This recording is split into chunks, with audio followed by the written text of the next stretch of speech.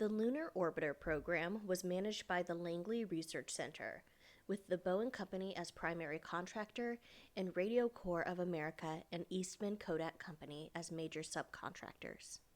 5 unmanned spacecraft were placed in lunar orbit from 1966 to 1967, and photographs covering landing sites and specific areas of high scientific interest were sent back to Earth.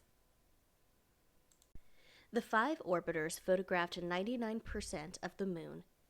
Orbiters 1, 2, and 3 focused on imaging 20 potential Apollo landing sites at low inclination orbits, while orbiters 4 and 5 were flown at high altitude polar orbits and purely for mapping.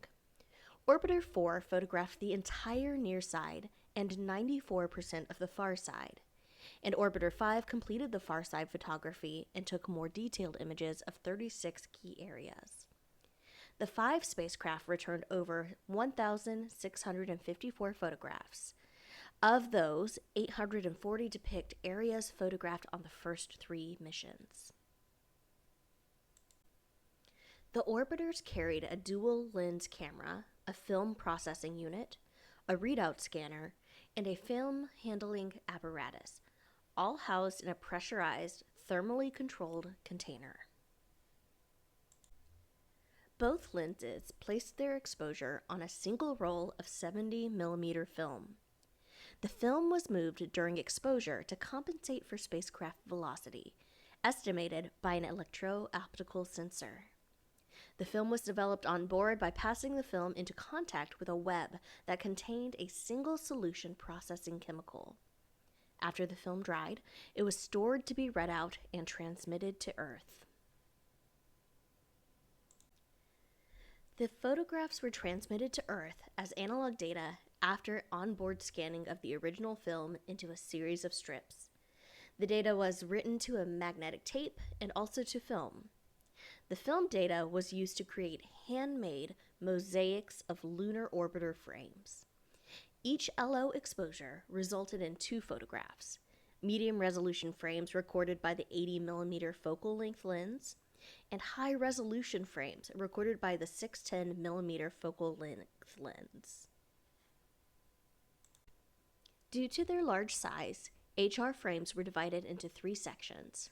Large format prints from the mosaics were created, and several copies were distributed across the U.S. to NASA image and data libraries, known as Regional Planetary Information Facilities. The resulting outstanding views were of generally very high spatial resolution and covered a substantial portion of the lunar surface. But they suffered from a Venetian blind striping, missing or duplicated data, and frequent saturation effects that hampered their use.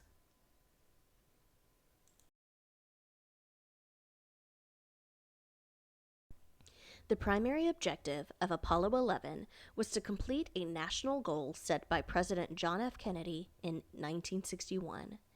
That goal was to perform a crewed lunar landing and to return to Earth. They landed at the Sea of Tranquility. Apollo 12's mission included an extensive series of lunar exploration tasks by the lunar module crew, as well as the deployment of the Apollo Lunar Surface Experiments Package, which was to be left on the moon's surface to gather seismic, scientific, and engineering data over a longer period of time. They landed at the Ocean of Storms.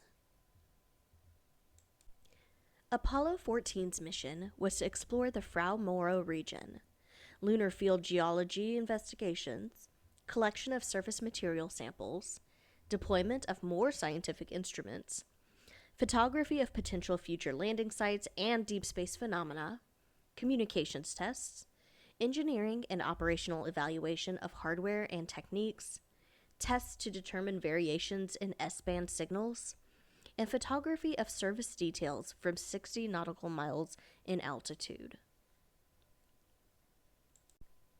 Apollo 15 was the first of the Apollo J missions capable of a longer stay time on the moon and greater surface mobility. There were 4 primary objectives falling in the general categories of lunar surface science, lunar orbital science, and engineering operational. The mission objectives were to explore the Hadley Apennine region, set up and activate lunar surface scientific experiments, make engineering evaluations of new Apollo equipment, and conduct lunar orbital experiments and photographic tasks. Apollo 16 had 3 primary objectives: inspect, survey, and sample materials and surface features at selected sites, and place and activate surface experiments, and conduct in-flight experiments and photographic tasks from lunar orbit.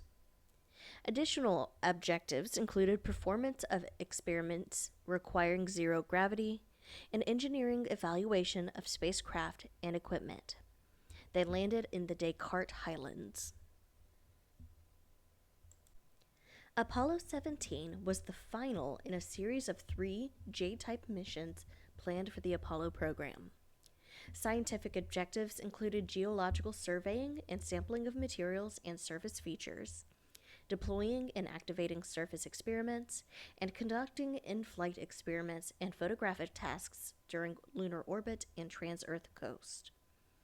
These objectives included deployed experiments, lunar seismic profiling, lunar surface gravimeter, lunar atmospheric composition experiments, and lunar ejecta and meteorites. It also included lunar sampling, lunar orbital experiments, and biomedical experiments.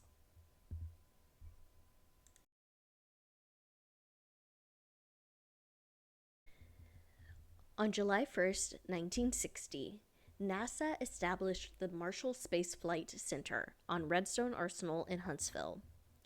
Named after General of the Army George C. Marshall, the Space Flight Center designed the heavy lift class Saturn launch vehicles, which would be required for the Apollo program. The Saturn family of American rockets was developed by Dr. Werner von Braun and his team of expatriate German rocketeers. Saturn rockets were designed to launch heavy payloads to Earth orbit and beyond, using liquid hydrogen as fuel in the upper stages. 3 versions were built and flown: the medium lift Saturn I, the heavy lift Saturn 1B, and the super heavy lift Saturn V.